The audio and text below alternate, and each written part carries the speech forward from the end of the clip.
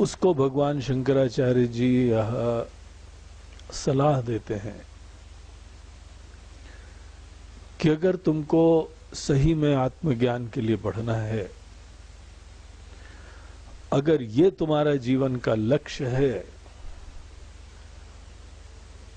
तो तुम्हारे अंदर, तुम्हारी मति में समस्त काम्य जो भी इच्छाएं हैं, सकाम जो प्रेरणाएं हैं, अपने लिए कुछ कामनाएं हैं, ऐसी समस्त मति को त्यज्यताम, इनसे फ्री होना चाहिए। हम लोगों ने बहुत विस्तार से इसके ऊपर विचार करके देखा था कि केवल ये अध्यात्म पथ के व्यक्ति के लिए विशेष विधान है, क्योंकि जिस समय आदमी अपने अंदर काम्य कर्मों से प्रेरित होता है,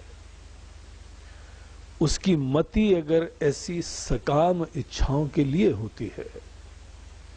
तो वो व्यक्ति बहिर्मुख होता है।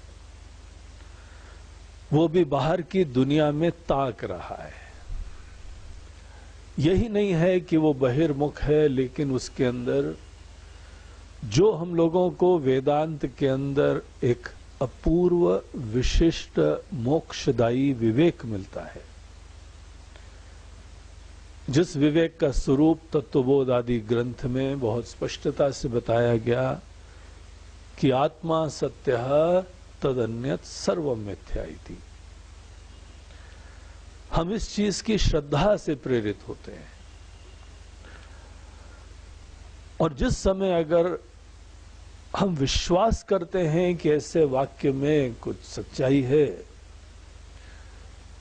तो ये भी अपने अंदर समझना चाहिए कि आज तक जो हम विपरीत दर्शन से प्रेरित हुए थे, हमारा लालन पोषण,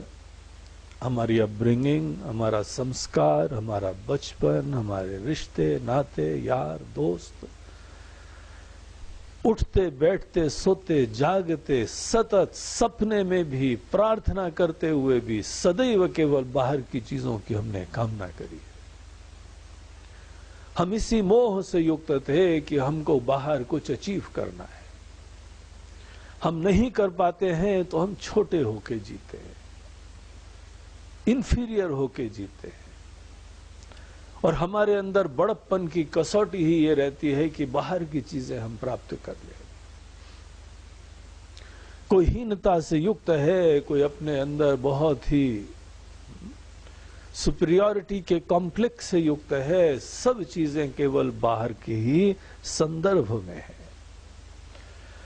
हम बाहर कुछ भी अचीव कर लें या बाहर हमने कुछ नहीं अचीव करा, परमार्थिक दृष्टिकोण से, आध्यात्मिक लक्ष्य के दृष्टिकोण से इससे कुछ फर्क नहीं पड़ता है। ये केवल मन बहलाने की बातें हैं, ये अपने मोह को ही तृप्त करने की चीजें हैं। इसीलिए कोई फकीर व्यक्ति भी आत्म के ज्ञान को प्राप्त कर सकता है, क्योंकि बाहर से कुछ लेना देना नहीं होता है, बल्कि हमारी दृष्टि और प्रगाढ़ रूप से सुनिश्चित हो जाती है इस संदर्भ में कि बाहर की दुनिया परिवर्तनशील है, नश्वर है, दृष्ट नष्ट स्वभाव है। इसीलिए बाहर की चीज की कामनाओं का कोई औचित्य नहीं।